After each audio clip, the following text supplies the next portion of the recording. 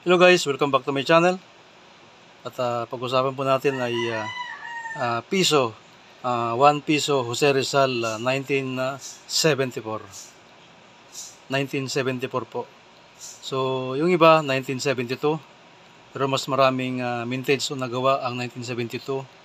At ito ay 1974. Although meron po tayong 1972 na ganitong piso po na 5 piraso. At ito ay meron din tayong dalawa. So ito po ang ating piso na Jose Rizal 1974. At usap-usapan dati sa KMGS ba yun? Kay Jessica Soho na halos milyon ang halaga. At halos umabot daw ng 1 million ang halaga guys. Pero sa katotohanan po ay hindi naman po ganoon ang halaga.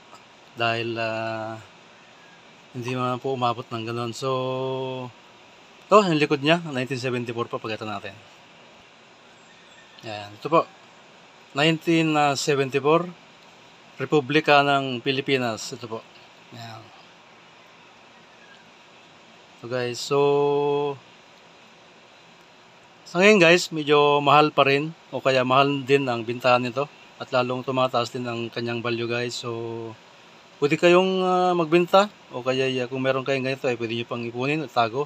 At pag lumalaki po ang kanyang halaga ay pwede nyo pong ibenta sa mga coins collector.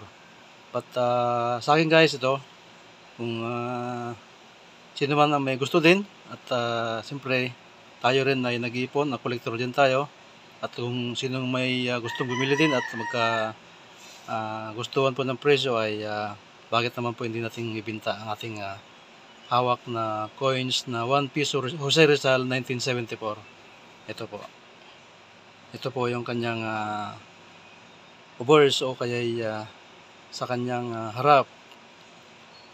Ito po yung piso Jose Rizal. Sa may bandang kanan guys, yung nakasulat na 1 ay piso po.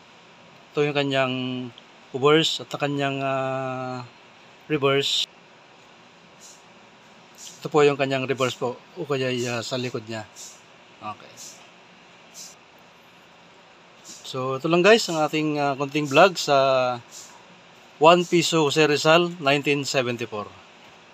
Okay, sa mga naman dyan, palambing naman guys, baka pwede pong paki-subscribe ng ating channel, pakipindot po ang subscribe na notification bell para po updated po kayo sa aking mga pinapalabas na video. Okay, maraming salamat po at God bless. More powers guys. Thank you.